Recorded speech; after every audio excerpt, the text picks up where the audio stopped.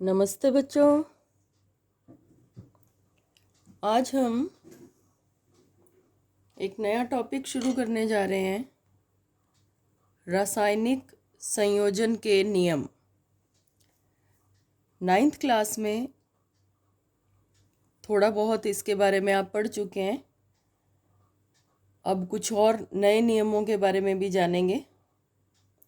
मुख्य रूप से आपको प्रत्येक नियम में परिभाषा करनी है और उसका उदाहरण देखना है। सबसे पहला नियम जो हमें पढ़ना है वो है द्रव्यमान संरक्षण का नियम। द्रव्यमान संरक्षण के नियम के अनुसार द्रव्य मतलब पदार्थ न तो बनाया जा सकता है और न ही नष्ट किया जा सकता है। परिभाषा आपको किताब से ही लिखनी है, काले अक्षरों में दे रखी है। अगर हम इसे दूसरे शब्दों में कहना चाहें तो किसी भौतिक एवं रासायनिक परिवर्तन में कुल द्रव्यमान में कोई परिवर्तन नहीं होता। परिवर्तन चाहे भौतिक हो चाहे रासायनिक। भौतिक परिवर्तन वे होते हैं जिनमें किसी प्रकार की कोई रासायनिक क्रिया नहीं होती, जिनमें कोई नया पदार्थ नहीं बनता, उन्हें भौतिक परिवर्तन कहते हैं। जबकि रासायनिक परिवर्तन वो होते हैं जिनमें रासायनिक क्रियाएं भी होती हैं और नए पदार्थ बनते भी हैं और पुराने पदार्थ चेंज भी होते हैं, उन्हें रासायनिक परिवर्तन कहते हैं। तो परिवर्तन चाहे भौतिक हो चाहे रासायनिक हो, कुल द्रव्यमान में कोई परिवर्तन नहीं होता, अर्थात अभिक्रिया से पहले और अभिक्रिया के बाद का द्रव्यमान उतना ही रहता है कुल द्रव्यमान जितना था। इसको हम एक उदाहरण से समझते हैं। तो परिभाषा लिखनी है तो आपको दोनों रूपों में परिभाषा लिखनी चाहिए, एक ये और फिर एक यहाँ से। ये दो परिभाषाएं होगी इसकी, दो अलग अलग रूप में। अब हम इसका उदाहरण कर रहे हैं। उदाहरण मैं आपको कॉपी पे बता रही हूँ, आप उसको नोट कर लेना। देखिए, द्रव्यमान संरक्षण नियम, इसका एग्जाम्पल देखिए। बिल्कुल सिंपल सा एग्जाम्पल हमने लिया है। कार्बन जब ऑक्सीजन के साथ क्रिया करता है तो कार्बन डाइऑक्साइड गैस बनती है। कार्बन का परमाणु भार होता है 12, तो उसी प्रकार से हम इसको ग्राम में ले लेते हैं। अगर 12 ग्राम कार्बन लें तो ऑक्सीजन जो काम में आएगी वो होगी 32 ग्राम। कैसे? एक ऑक्सीजन का परमाणु द्रव्यमान 16, 2 ऑक्सीजन का 32 ग्राम बनती है कार्बन डाइऑक्साइड। कार्बन डाई का मतलब 2, ऑक्साइड 2 ऑक्सीजन है इसमें। अब इसका भार देखिए, एक कार्बन का 12 प्लस एक ऑक्सीजन का 16 और 2 ऑक्सीजन का 16 गुणा 2, हम इसको एक बार ब्रैकेट में बंद करेंगे। 12 और 32 को जोड़ेंगे तो आ जाएगा 44। तो क्रिया से पहले का कुल भार कितना था? 12 प्लस 32 44, और क्रिया के बाद भी कुल भार हुआ 44। तो ये द्रव्यमान संरक्षण के नियम की पालना हुई। हम इसको और डिटेल में ऐसे कर सकते हैं। तो ये है 44 ग्राम और क्रिया के बाद भी 44 ग्राम। यही तो द्रव्यमान संरक्षण का नियम है कि क्रिया से पहले और क्रिया के बाद कुल द्रव्यमान में कोई परिवर्तन नहीं होता। इसके बाद जो अगला नियम है वो हम पढ़ेंगे स्थिर अनुपात का नियम। मैं आपको स्थिर अनुपात का नियम समझा देती हूँ, उसका उदाहरण भी बता देते हैं। तो स्थिर अनुपात का नियम पहले बुक में देखेंगे आप, देखें इसे। किसी यौगिक में तत्वों के द्रव्यमानों का अनुपात सदैव समान होता है। हम पीछे एक वीडियो में ये बात पढ़ चुके हैं कि यौगिक तत्वों के परमाणुओं से मिलकर बनते हैं, या हम रफली ये भी कह सकते हैं कि यौगिक तत्वों से मिलकर के बनते हैं। एक से अधिक प्रकार के तत्वों के मिलने से यौगिक बनते हैं। ये हम पहले भी समझ चुके हैं। तो अब यहाँ पर स्थिर अनुपात का नियम समझिए कि किसी यौगिक में तत्वों मतलब अलग अलग तत्वों के द्रव्यमानों का अनुपात सदैव समान होता है। अब इसको और डिटेल में समझिए कि स्रोत पर निर्भर नहीं करेगा कि यौगिक कहाँ से आया, कैसे बना।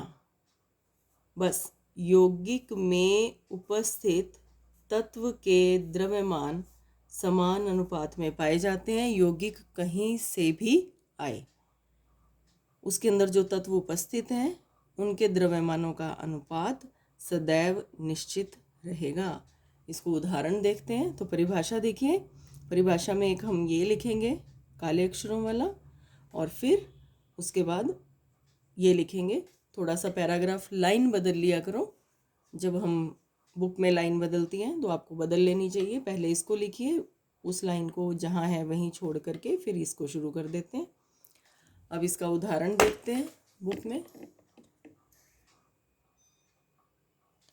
स्थिर अनुपात का नियम,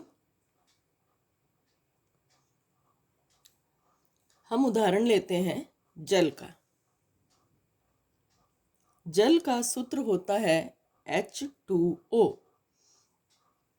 जल हमें कई स्रोतों से मिल सकता है। वर्षा जल हो सकता है, भूजल ट्यूबवेल या कुएं से निकला हुआ पानी, ओले गिरते हैं वो वाला पानी हो सकता है, या फिर स्नोफॉल अगर होती है तो वो वाला पानी हो सकता है, या प्रयोगशाला में हाइड्रोजन और ऑक्सीजन को मिला करके क्रिया करवा के जल बनाया जाता है, वो जल हो सकता है।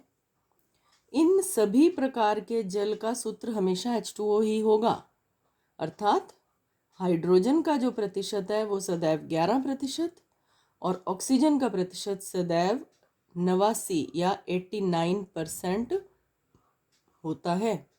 तो यही स्थिर अनुपात का नियम है कि कोई भी यौगिक, जल यौगिक है, दो अलग अलग तत्वों से मिलकर बना है, कोई भी यौगिक किसी भी स्रोत से प्राप्त हो, उसमें पाए जाने वाले तत्वों का जो द्रव्यमान अनुपात होता है वो सदैव स्थिर रहता है। यहाँ पर आपको एक बात और देखनी है, स्थिर अनुपात के नियम को स्थिर संघटन का नियम भी कहा जाता है। ये लाइन आपकी बुक में दे रखी है, देखिए। निश्चित संघटन का नियम ये लिखा हुआ है, तो ये स्थिर अनुपात का नियम, इसे निश्चित संघटन का नियम भी कहा जाता है। अब आगे है गुणित अनुपात का नियम। वो था स्थिर अनुपात का नियम, ये है गुणित अनुपात का नियम। यदि दो तत्व संयोजित होकर एक से अधिक यौगिक बनाते हैं, ये बात क्लियर है कि यौगिक तत्वों के मिलने से बना होता है। अब दो प्रकार के तत्व आपस में मिलकर जरूरी नहीं है कि एक ही यौगिक बनाएं, कई तरह के यौगिक बना सकते हैं। तो एक तत्व के साथ दूसरे तत्व के संयुक्त होने वाले द्रव्यमान छोटे पूर्णांकों के अनुपात में होते हैं।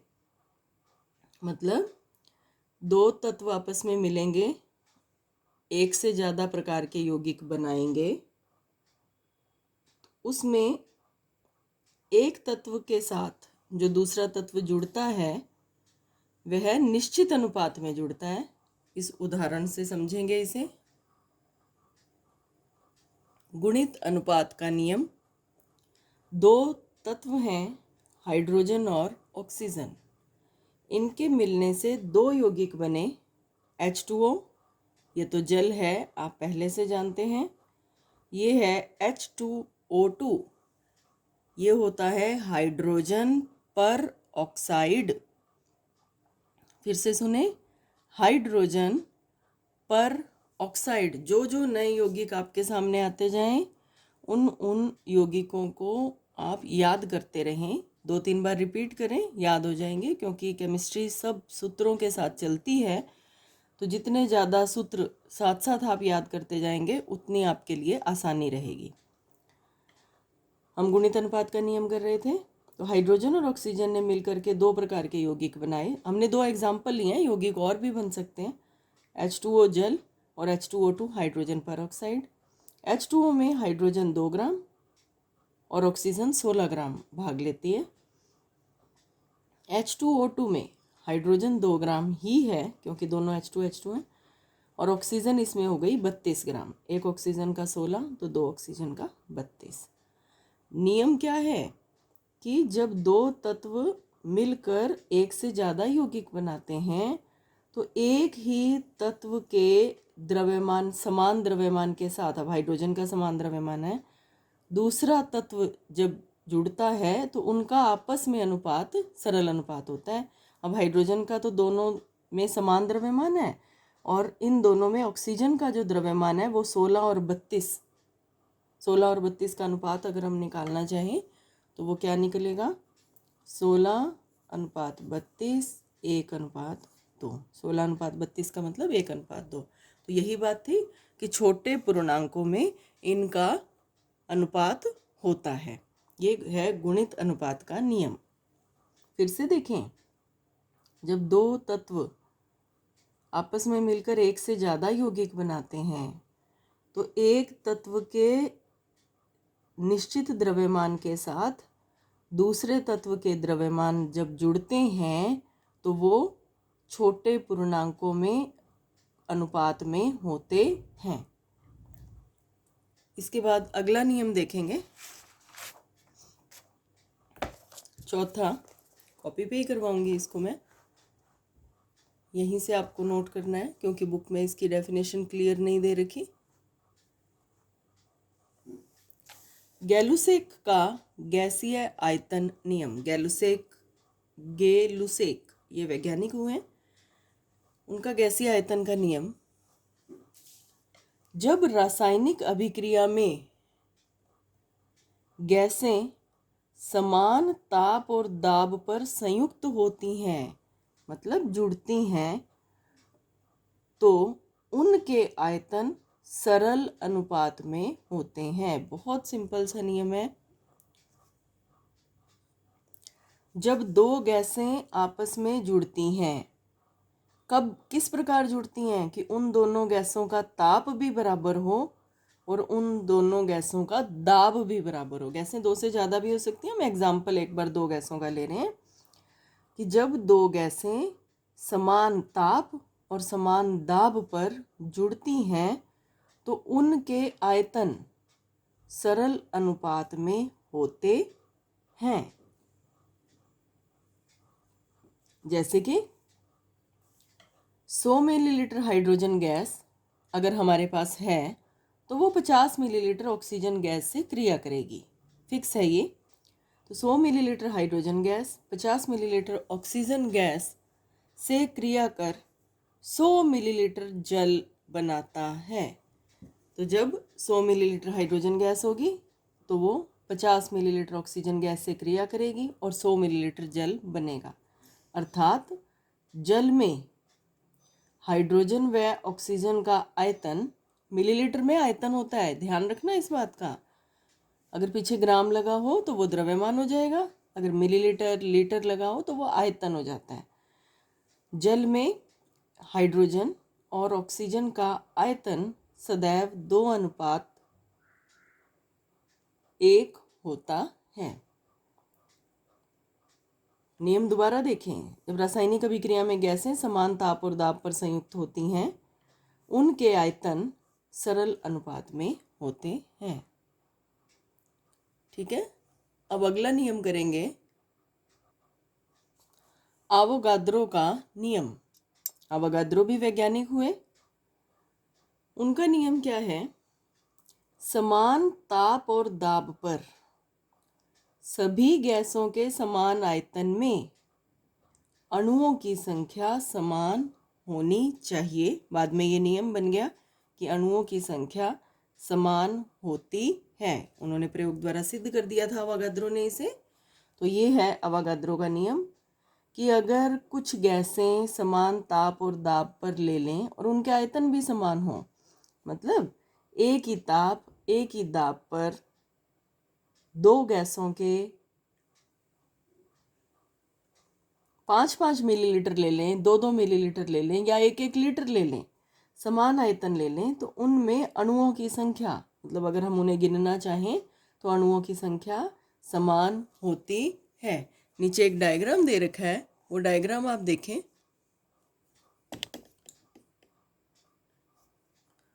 ये हाइड्रोजन का एक आयतन, ये भी हाइड्रोजन का एक आयतन, और ये है ऑक्सीजन का एक आयतन। एक आयतन का मतलब क्या हो सकता है? सारे 1-1 मिलीलीटर हो सकते हैं, सारे 5-5 मिलीलीटर हो सकते हैं, सारे 25 मिलीलीटर हो सकते हैं, सारे 1 लीटर हो सकते हैं। एक आयतन का मतलब समान है ये दोनों। तो हाइड्रोजन में के एक आयतन में कितने अणु हैं? 1, 2, 3, 4 और 5। ये हाइड्रोजन का एक अणु है जिसमें 2 H आपस में जुड़े हुए हैं। ऐसे ही ये हाइड्रोजन का एक आयतन और ये है ऑक्सीजन का एक आयतन। तो ऑक्सीजन के एक आयतन में भी कितने अणु हैं? 1, 2, 3, 4 और 5। यही तो नियम है। अगर समान तापदाब पर गैसों का समान आयतन होता है तो अणुओं की संख्या भी समान होती है। अब इसमें क्या आगे देखिए क्या बनाया हुआ है, जल वाष्प बनाई हुई है। जल वाष्प के 2 आयतन बनते हैं, मतलब जितना इनका आयतन होगा उससे डबल आयतन रहेगा, तो अणुओं की संख्या भी डबल होनी चाहिए।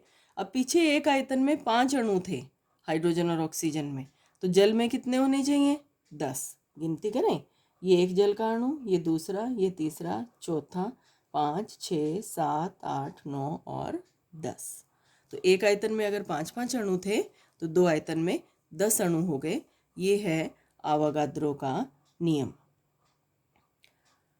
तो इस प्रकार से बच्चों हमने रासायनिक संयोजन के नियम पढ़े।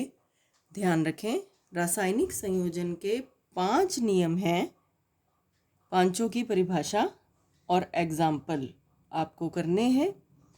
ये जो अवोगाद्रो का नियम आपको करवाया, इसका उदाहरण चाहे आप ना करें, खाली परिभाषा कर लें तो भी ठीक है, क्योंकि बुक में क्लियर एग्जाम्पल हमें दिया भी नहीं गया, तो आप इसको कर लें, लेकिन एग्जाम्पल से हम इस बात को समझ चुके हैं।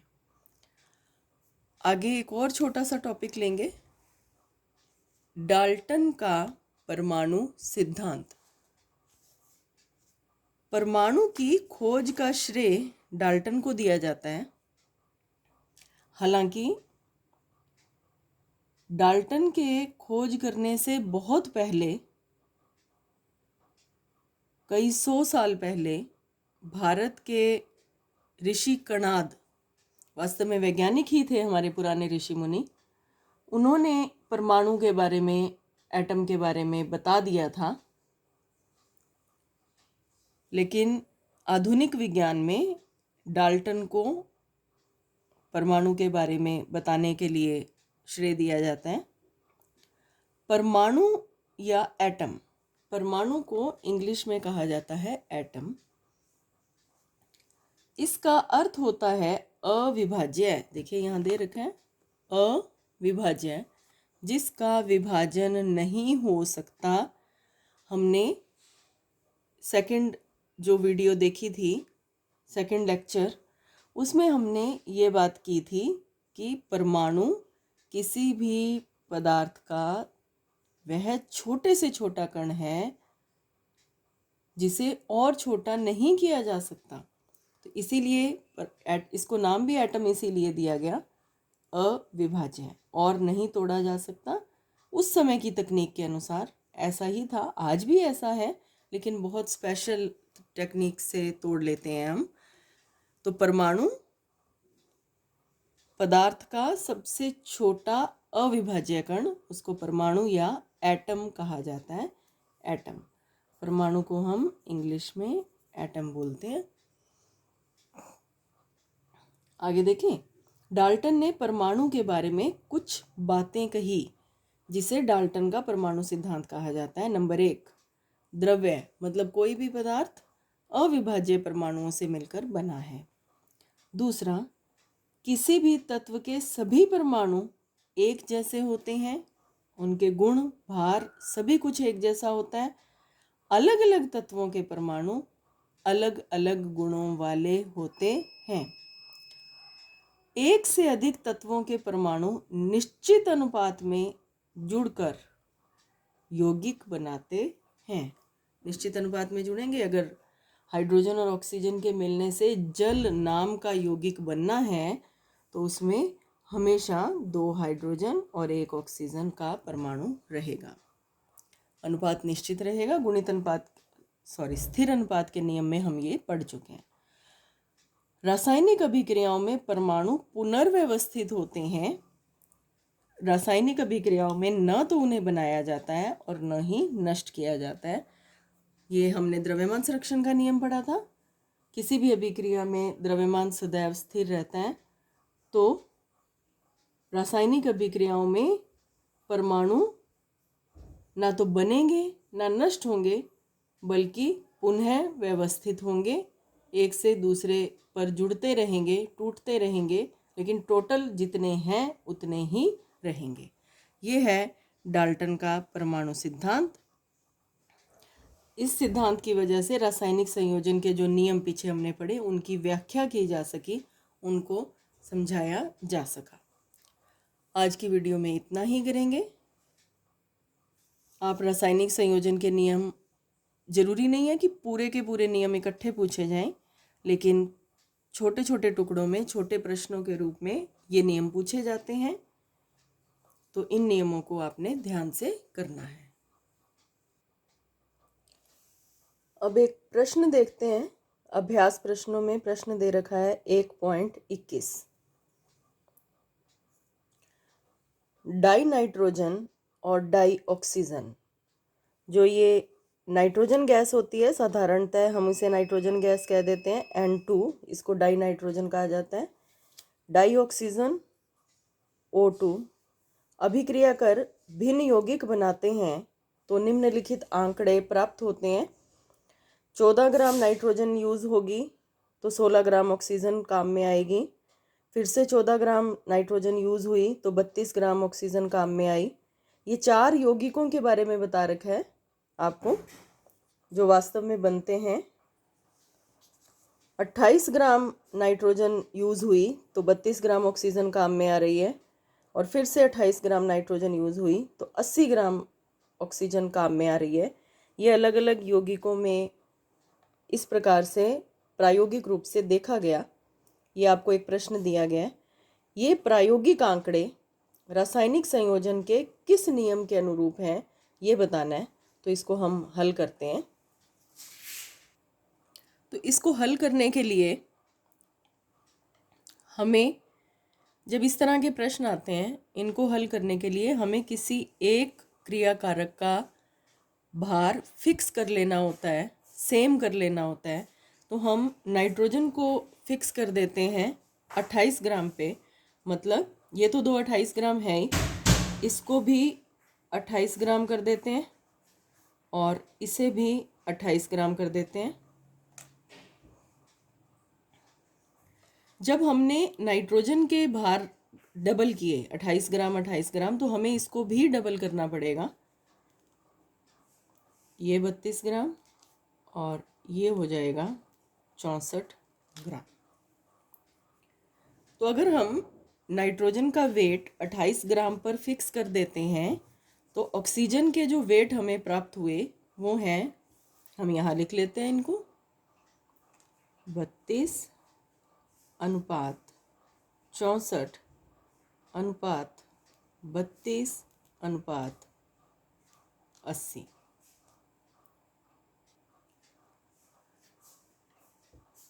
अब इनका सरल अनुपात देखते हैं। तो 16 से अगर हम इनको भाग दें तो हमें सरल अनुपात प्राप्त होता है 2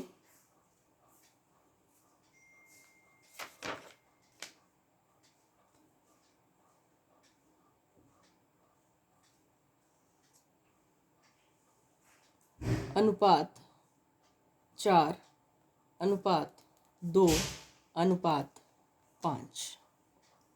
16 दूना 32, 16 चौक 64, 16 दूना 32, 16 पंजा 80।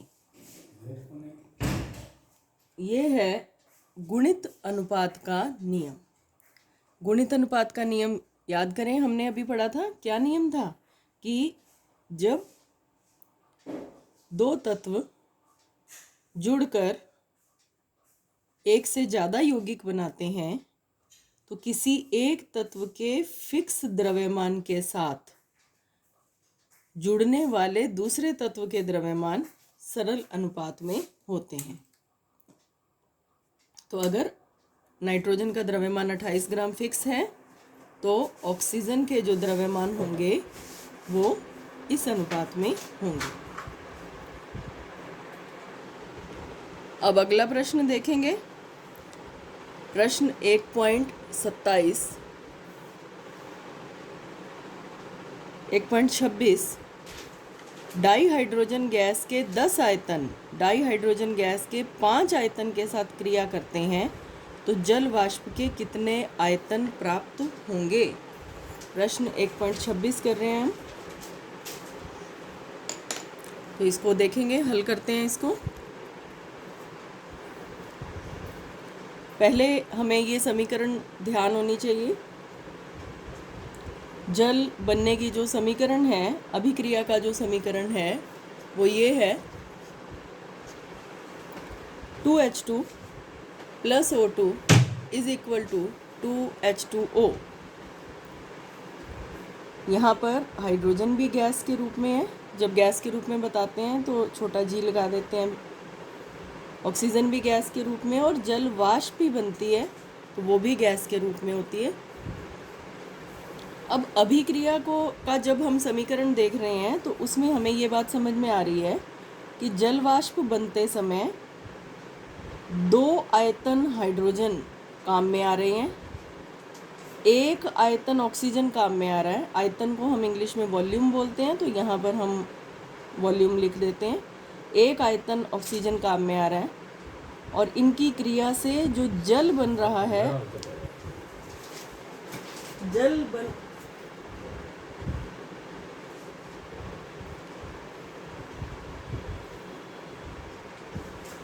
जल वाष्प के 2 वॉल्यूम बनते हैं या 2 आयतन बनते हैं। ये हमें अणुओं से पता चल जाता है। देखिए 2H2 है, मतलब हाइड्रोजन के 2 अणु भाग ले रहे हैं तो 2 आयतन हुए। ऑक्सीजन से पहले कुछ नहीं लगा तो इसका 1 अणु भाग ले रहा है तो 1 आयतन हुआ।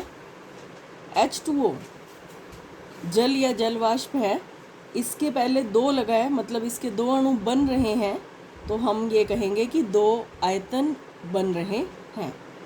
तो जब 2 आयतन हाइड्रोजन 1 आयतन ऑक्सीजन जुड़ते हैं तो 2 आयतन जल के बनते हैं।